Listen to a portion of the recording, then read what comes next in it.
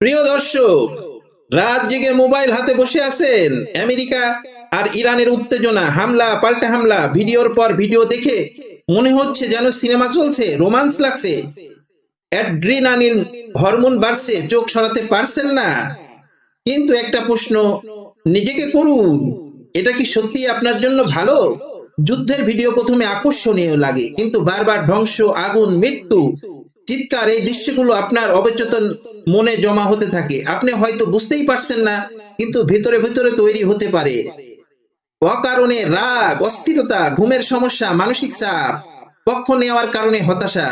আপনি যখন কোনো একটি পক্ষকে সমর্থন করেন তখন আবেগ জড়িয়ে যায়, তারপর যদি সেই পক্ষ ক্ষতিগ্রস্ত হয় আপনার মনেও আঘাত লাগে। ধীরে ধীরে এটা অবসাদ বা মানসিক সমস্যায় রূপ নিতে পারে। মনে রাখবেন, যুদ্ধ কোনো বিনোদন নয়। যা আপনি স্ক্রিনে দেখছেন সেটাও কারোর বাস্তব জীবন, কারো পরিবার, কারোর শেষ মুহূর্ত। প্রিয় দর্শক, নিজের মনকে রক্ষা করুন। সব খবর জানতেই হবে এমন নয়, সীমা রাখুন। রাতভর যুদ্ধের ভিডিও না দেখে নিজের ঘুম, নিজের মানসিক শান্তিকে গুরুত্ব দিন, কারণ মন ভাঙ্গা নিয়ে কারো উপকার করা যায় না। নিজেকে সুস্থ রাখুন, এটাই সবচেয়ে বড় জয়।